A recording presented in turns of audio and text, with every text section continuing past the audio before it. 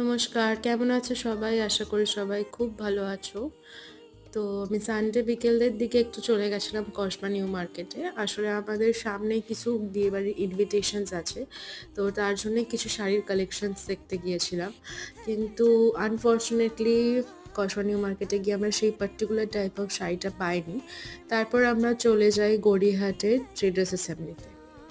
তো সেখানে গিয়ে লাকিলি আমরা সেই পার্টিকুলার টাইপ অফ শাড়িটা পাই এবং এছাড়াও আমি নিজের জন্যে একটা হ্যান্ডলুম শাড়ি, বিকজ আমি হ্যান্ডলুম শাড়ি পরতে প্রচণ্ড ভালোবাসি। তো আমি হ্যান্ডলুম শাড়ি প্লাস একটা লেহেঙ্গাও কিনেছি এবং দুটোই তোমরা ভিডিওতে দেখতে পাবে। লেহেঙ্গাটা খুবই গর্জিয়াস আর খুবই সুন্দর, ইভেন শাড়িটাও খুব মিষ্টি কালার।